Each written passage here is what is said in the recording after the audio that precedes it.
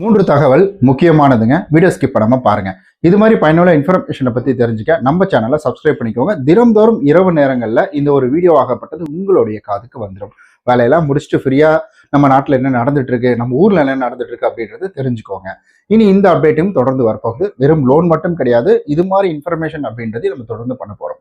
அதாவது முதல் அப்டேட் என்னன்னா, நம்ம ஆல்ரெடி தெரியும் இஸ்ரேலுக்கும் ஈரானுக்கும் சண்டை போய்கிட்டு இருக்கு. இல்லை அமெரிக்கா உள்ள தேவையில்லாத பஞ்சாயத்துகள் நடந்துட்டு இருக்கு அப்படின்றது நமக்கு தெரிஞ்ச விஷயம் தான். இதனுடைய இம்பாக்ட் அப்படின்றதுனால நமக்கு இந்த ஃபியூல் அப்படின்றதுல நிறைய பெரிய வதந்தி அப்படின்றதுலாம் கிளம்பிச்சு. பட் அதெல்லாம் இப்பெல்லாம் அப்படியே காத்து போன பலூன் மாதிரி இறங்கிடுச்சு. ஏன்னா இன்னைக்கு காலையில பெட்ரோல் பங்க் வழியா வரும்பொழுது ஃபுல்லா காத்து வாங்கிட்டு இருக்குது. அவர் கூப்பிட்டு பெட்ரோல் அடிக்க சொல்லுவார் போல, அந்த அளவுக்கு காத்து ஓட்டிட்டு இருக்கிறாங்க. பெட்ரோல் இருக்கு, ஆனா மக்கள் கூட்டம் இல்லை. ஏன்னா எல்லாருமே லீவு நாள் வெளில போறதுனால தானே எல்லாம் ஃபில் பண்ணிட்டு போனாங்க. இப்போ அவங்களுக்கே ஒரு விஷயம் புரிஞ்சதுனால அப்படியே அமைதியா விட்டுட்டாங்க. சரி, ஓகே. இந்த மாதிரி சூழ்நிலைகள் அமைந்தது இல்லைங்களா? இதுல சென்ட்ரல் கவர்மெண்ட்ல இருந்து இந்த சிலிண்டருக்கெல்லாம் சில விஷயங்கள் சொல்லியிருந்தாங்க. அதுவும் குறிப்பா இந்த ஹோட்டல்ல எல்லாம் வச்சிருக்காங்க பாத்தீங்களா, அவங்க எல்லாருக்கும் சில கட்டுப்பாடுகள் அப்படின்றது கொடுத்துருந்தாங்க. அதனால என்னாச்சு அப்படின்னு பாத்தீங்கன்னா, ஒரு சில ஹோட்டல்கள், ஏன்னா எங்க வீட்டுக்கு இந்த சந்தில ஒரு ஹோட்டல் ஒன்று இருக்கும், அந்த ஹோட்டலே மூடிட்டாங்க ஃபுல்லாவே. அதனால இப்ப என்ன ஆயிட்டு இருக்குன்னா, நம்மளுடைய தமிழ்நாடு கவர்மெண்ட்ல இருந்து ஒரு சில விஷயங்களை சொல்லியிருக்காங்கன்னா, அதாவது ராதாகிருஷ்ணன் அவர்கள் சொல்லியிருக்காரு. மின்வாரிய தலைவர் ராதாகிருஷ்ணன் அவர் என்ன சொல்லியிருக்கிறாருன்னா, இது போல நம்ம முதலமைச்சர் இந்த மாதிரி விஷயங்களை சொல்லியிருக்காங்க. இந்த சிலிண்டர் தட்டுப்பாடு இருக்கிறதுனால, இந்த சமைக்கிறாங்க இல்லைங்களா, இந்த ஹோட்டல் வச்சுட்டு இருக்கிறவங்க சிலிண்டர் தட்டுப்பாடு இருக்கிறதுனால அவங்களுக்கு பாத்தீங்கன்னா 2 ரூபாய், ஒரு யூனிட்டுக்கு 2 ரூபா மானியம் கொடுக்கறதா சொல்லியிருக்காங்களா. இது எப்படின்றத ரொம்ப தெளிவா நான் சொல்றேன். அதாவது இது எப்படி ஒர்க் ஆகுதுன்னா, அவங்க என்ன சொன்ன கிளைம் பண்றாங்கன்னா, இதுல இவங்க தான் இந்த காரணத்துக்காக ஹோட்டல் வச்சிருக்காங்க, ரெஜிஸ்டர் பண்ணிருக்காங்க அப்படின்றது தெரியும். அப்ப ரெஜிஸ்டர் பண்ணாம இருக்கிறவங்க, இல்ல க்ளவுட் கிச்சன் வீட்டுக்குள்ளேயே வச்சிருக்கிறவங்க அப்படின்றதுக்கெல்லாம் கேட்டோம்னா எல்லாத்துக்குமே பொதுன்னு சொல்லிட்டாங்க. அதாவது எல்லாத்துக்குமே மக்களுக்கு கிடையாது, இந்த மாதிரி உணவகம் வச்சிருக்காங்க பாத்தீங்களா, அந்த மாதிரி இருக்கிறவங்களுக்கு இது ஃப்ரீ தான். அதாவது இந்த 2 யூனிட் 2 ரூபா காசு நீங்க கட்ட தேவையில்ல. ஒரு 10 ரூபா வருதுன்னா நீங்க 8 ரூபா மட்டும் கட்டினாலே போதும் அப்படின்னு சொல்லியிருக்காங்க. இது எப்படி கணக்கு எடுப்பாங்க அப்படின்னு கேட்டீங்கன்னா, இங்க ரெஜிஸ்டர்டு இதெல்லாம் கவலையே கிடையாதான்.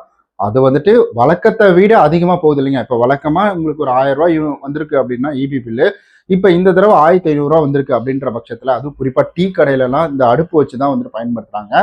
அந்த மாதிரி இருக்கக்கூடியவங்களுக்கு 1000த்துல 1500 ரூபா வர்றதுனால அதுல 2 ரூபா மானியம் அப்படின்றது வருது. ஒரு யூனிட்டுக்கு 2 ரூபானா அப்ப உங்களுக்கு 100 யூனிட்னா அதுக்கு தகுந்த மாதிரி தான். அந்த கால்குலேஷன் அடிப்படையில தான் இது கொடுக்குறாங்களா. இது இவங்களுக்கு தான் அவங்களுக்கு தான் அப்படின்ற மாதிரிலாம் பார்க்க மாட்டாங்களா. இங்க ரெஜிஸ்டர் பண்ணியிருக்காங்க, ரெஜிஸ்டர் பண்ணல, அந்த மாதிரிலாம் பார்க்க மாட்டாங்களா.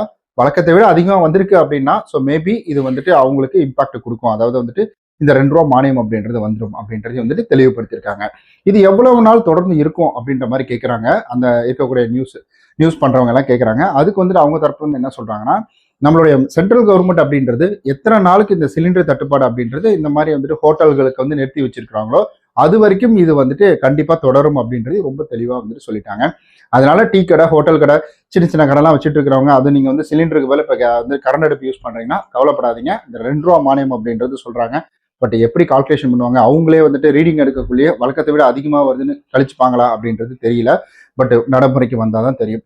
எனக்கு நமக்கு என்ன இருக்கு, நம்ம ஃபேமிலி தானே, அதனால நமக்கு தெரியல. வழக்கத்தை விட அதிகமா ஒருவேளை எல்லாருக்குமே இது குறைஞ்சாலும் மேபி ஆச்சரியப்படுறதுக்கு ஒன்றும் கிடையாது. சரி, ஓகேங்க.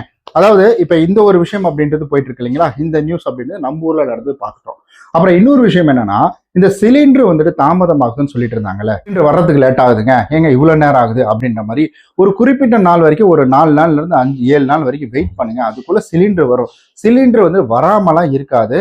சிலிண்டர் பாத்தீங்கன்னா உங்களுக்கு வரும். பட் கொஞ்சம் லேட்டா, அதாவது மக்கள் பயன்படுத்துறாங்களா அதுக்கு சொல்றாங்க, கொஞ்சம் டிலே ஆச்சுன்னா கொஞ்சம் பொறுத்துக்கோங்க. இங்க சிலிண்டர் தட்டுப்பாடுன்றது கிடையாது. என்னன்னா, இந்த பேனிக் சுச்சுவேஷன்ல நிறைய பேர் அதிகமா ஆர்டர் கொடுக்குறாங்க. இதனால வரைக்கும் பயன்படுத்தாத சிலிண்டர்லாம் வீட்டுல இருந்திருக்கும், அதப்போ பாத்துக்கலாம் அப்படின்னு வச்சிருப்பாங்க. அந்த சிலிண்டர்ல இப்போ உடனே புக் பண்ணி அதுல எல்லாம் வாங்கி ஸ்டாக் வச்சுக்கிறாங்க அப்படின்ற மாதிரி சொல்லியிருக்காங்க. அதனாலதான் இப்ப கொஞ்சம் டிலே ஆகிறதுக்கான காரணம் அப்படின்றது குறிப்பிட்டிருக்காங்க. ஒருவேளை உங்களுக்கு இந்த மாதிரி டிலே ஆச்சுன்னா நீங்க இந்த நம்பருக்கு கால் பண்ணுங்க அப்படின்ற மாதிரி ஒரு நம்பர் கொடுத்துருக்காங்க. மூன்றாவது விஷயம் அப்படின்றது, அதாவது நம்ம ஆல்ரெடி ஈரானுக்கும் இஸ்ரேலுக்கும் பஞ்சாயத்து, அதனால நம்ம ரூட் வழியா வரக்கூடிய எண்ணெய் வரல, கப்பலை விட மாட்டேன்றாங்க, தண்ணியிலேயே கன்னிவெடியை போட்டு வச்சிருக்கிறாங்க. வடிவேல் சொல்ற மாதிரி கால் வைக்கிற இடம்லாம் கன்னிவெடி அப்படின்ற மாதிரி. அங்கேயே தண்ணியிலேயே கன்னிவெடியை போட்டு வச்சிருக்காங்களா. அதனால வந்துட்டு நிறைய கப்பல்கள் வர முடியாம அந்த சைடு அப்படியே நின்றுகிட்டே இருக்குது. அது 100க்கும் மேற்பட்ட கப்பல் அப்படின்றது. பட் இப்போ ஒரு கப்பல் அப்படின்றது வந்திருக்குன்னு சொல்றாங்க. ஆனா ஒரு சில நியூஸ் மீடியாவில் வந்துட்டு நான் பார்க்கும்பொழுது அது வந்துட்டு இந்தியா எங்களுடைய நட்பு நாடு, அதனால நாங்க வந்துட்டு அனுப்பிட்டோம், எடுத்துக்கோங்க அப்படின்ற மாதிரி சொல்லதா சொல்றாங்க. ஆனா இன்னும் ஒரு சிலர் வந்துட்டு யூடியூப் சேனல் வச்சிருக்காங்க இல்லைங்களா, அவங்களதெல்லாம் நான் வெரிஃபை பண்ணும்போது அவங்க என்ன சொல்றாங்கன்னா, இந்த கப்பல் அப்படின்றது வந்துட்டு சைனாக்கார ஓனருடைய கப்பல், அதனாலதான் மேபி இது வந்திருக்கும். இல்லைன்னா வந்துட்டு இந்த கப்பல் எப்படின்னா வந்துட்டு ரேடார் இது ஜிபிஎஸ் இதெல்லாம் ஆஃப் பண்ணிட்டு அதுக்கப்புறம் இந்த வழியா வந்திருக்கிறாங்க அப்படின்ற மாதிரி சொல்றாங்க. பட் எக்ஸாக்டல் நியூஸ் அப்படின்றது நமக்கு என்ன காரணத்துக்காக விட்டாங்களோ விடலையோ அதெல்லாம் தெரியாது. ஆக மொத்தம் நமக்கு வந்துட்டு என்ன அங்கிருந்து வந்துட்டு ஒரு கப்பல் அப்படின்றது நம்ம அந்த ரூட் வழியா வந்திருக்கு அப்படின்றது தான். ஸோ இங்கே ஒரு நிதர்சனமான ஒரு உண்மை. ஏதாவது ஒரு வகையில வந்துருச்சு அவ்வளவுதான், அதை எதுக்கு நம்ம ஆராய்ச்சி பண்ணிக்கிட்டு அப்படின்ற மாதிரி தான். ஸோ இந்த 3 சுவாரஸ்யமான தகவல்கள் அப்படின்றத நான் இன்னைக்கு பார்த்து தெரிஞ்சுக்கிட்டது, அதை நான் உங்கள்கிட்ட வந்து பகிர்ந்துக்கிட்டேன். இதுல நீங்க என்ன வந்துட்டு நினைக்கிறீங்க அப்படின்றத கீழே மறக்காம கமெண்ட் பண்ணுங்க. இது மாதிரி பயனுள்ள இன்ஃபர்மேஷன் டெய்லி நைட் எல்லாம் நீங்க இது கேட்டுக்கணும் அப்படின்னு நினைச்சீங்கன்னா மறக்காம நம்ம சேனலை சப்ஸ்கிரைப் பண்ணிக்கோங்க. காலையில முழுக்க லோனை பத்தி பேசுவோம், நைட்டு முழுக்க நாட்டில் நடந்ததை பத்தி பேசுவோம். பாய்.